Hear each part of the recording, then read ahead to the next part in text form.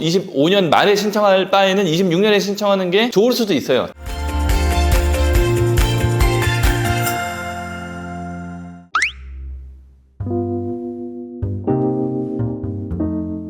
안녕하세요. 회생의 고수 김민성 변호사입니다. 2025년이 거의 다 끝나가요. 2026년이 이제 좀 있으면 돌아옵니다. 이 영상을 보시는 분들은 이제 2026년에 개인의 생각 관련해서 어떤 변화가 있는지 알고 싶어서 들어오신 분들일 거고, 많은 변화들이 있겠지만 사실 제일 중요한 것들 몇 개만 가져왔어요. 생계비 관련해서 이제 2개의 변화가 있고요. 그 다음에 회생법원이 신설된다. 그 다음에 공공정보 조기 삭제, 요거는 이제 옛날에 영상 한번 찍어드렸고, 서류 간소화, 요것도 뭐 사실 지금도 좀 하고 있는 법원들이 있는데 요거 관련해서 좀 말씀을 드려볼게요. 마지막으로 민사집행법 상의 압류금지 채권의 범위가 내년에 변경이 되는데, 이게 개인의 생각하고도 직접적인 관련은 없더라도 이게 상당히 많은 영향을 미치거든요. 그거 관련해서는 제가 영상을 따로 찍어 놓을 테니까 그때 가가지고 확인을 한번 해보세요. 이거 되게 중요한 겁니다.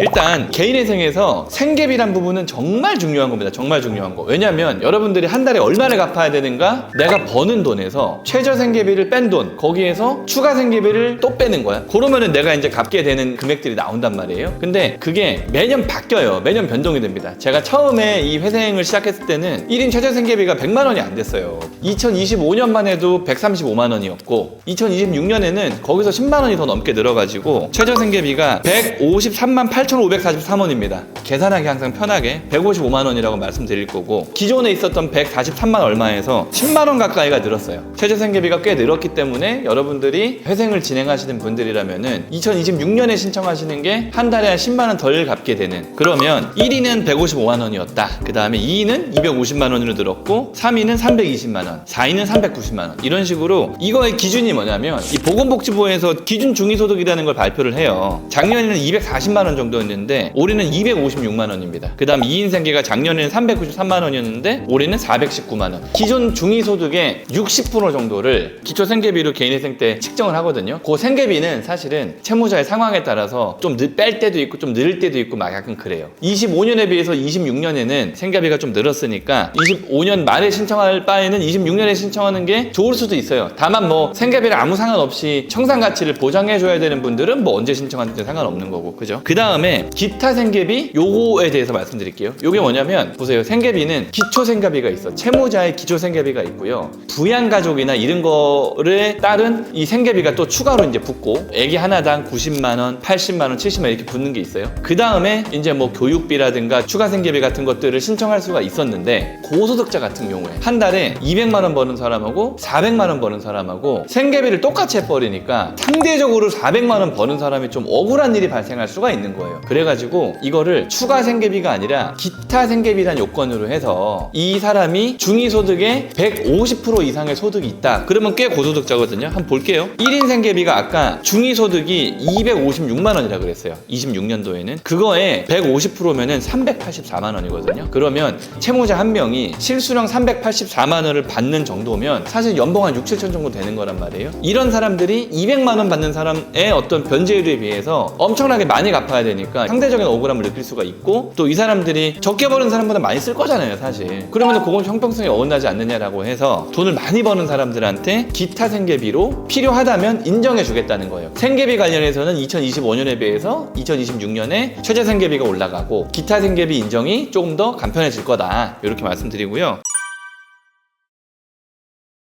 회생법원 신설됐습니다. 내년 3월에 신설을 한다 하고, 맨 처음에는 서울회생법원만 있다가 수원이랑 부산이 생기고 이제는 대전, 대구, 광주 이렇게 생긴대요. 그래서 회생법원이랑 일반 이제 민사법원에서 파산과가 있는 거랑 차이점이 뭐냐면, 뭔가 전문적으로 이제 회생사건을 처리하겠다라는 사법부의 어떤 판단이 있는 거고, 그렇게 되면은 서울회생법원 실무준칙이 꽤나 동시에 반영이 될 확률이 높단 말이에요. 물론 이제 각 회생법원별로 실무준칙이 있겠지만 대부분은 서울회생법원의 실무준칙을 따라가고 각 지방에 맞게끔 조금씩 수정을 하는 정도거든요. 그래서 대전 같은 경우는 세종, 충남, 대전 전체를 관할한다. 그죠? 그 다음에 대구 같은 경우는 경북 전체를 관할한다. 그 다음에 광주 같은 경우도 전남 전체를 관할한다. 이렇게 보시면 돼요. 사실 관할 같은 경우는 옛날이랑 크게 바뀌지 않았습니다.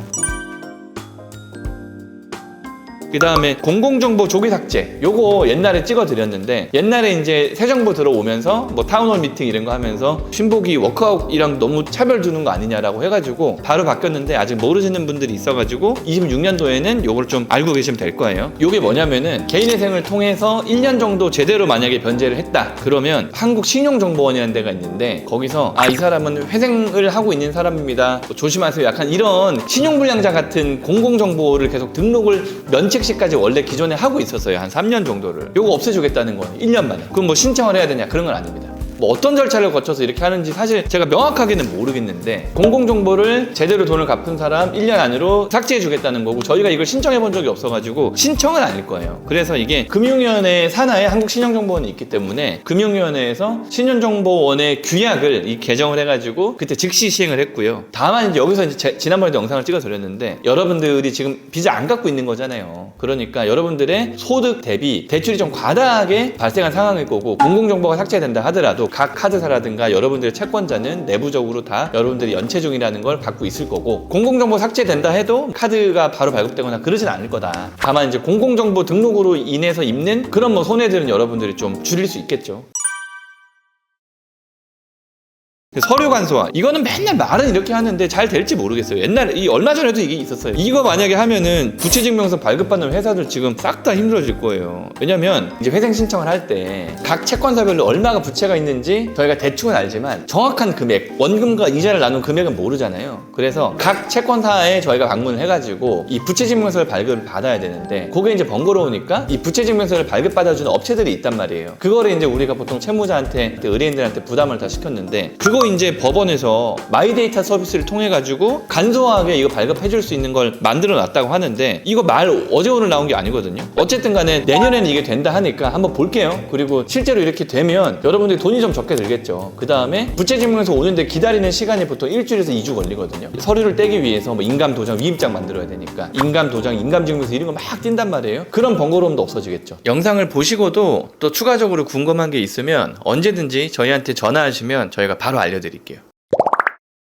이렇게 해서 2025년에 비해서 2026년에 뭐가 바뀌느냐 다시 한번 정리해 볼게요. 첫 번째, 최저 생계비가 좀 오른다. 1인 기준 10만원, 2인 기준 15만원 이렇게 오른다. 그 다음에 기타 생계비라는 게 작년에 25년도에 생겼는데, 그게 이제 좀 정차가 되면서 26년에는 아마 꽤나 인정해 줄 거다. 회생법원 새로 생긴다. 어디에? 대전, 광주, 대구에 생긴다. 그러면은 조금 나아질 거다. 요 지방법원들이 조금 빡빡한 데였는데 좀 나아질 거다. 그 다음에 공공정보 조기 삭제가 될 거니까, 작년 이제 이게 7월인가 8월부터 아마 시행을 했을 거예요. 그러니까 한국신용정보원에 개인회생 진행 중이다 라는 어떤 분들이 1년이면 이제 공공정보가 삭제되니까 뭐 운 좋으면은 신용카드고 뭐고 다 발급이 될 거예요. 소득이 높고 대출이 크게 많지 않다면. 그다음 서류 간소화 시행한다고 하는데, 아니 뭐 얼마 전에 뭐 저 세종시에 있는 건 불타가지고 아직까지도 원상회복이 안 되는데 될지 모르겠어요. 요거 되면은 여러분들이 부채증명서 같은 거 띄는데 돈 안 들여도 되고 시간도 꽤나 절약이 될 거다. 뭐 그렇게 해서 요 26년에 본격적으로 바뀌어가지고 개인회생에 영향을 미치는 것들 오늘 설명을 쭉 드렸고요. 26년에 신청하실 분들을 위해서 또 회생의 기초에 대해서 말씀을 좀 드릴 테니까,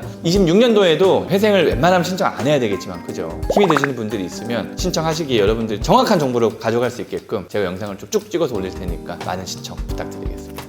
감사합니다.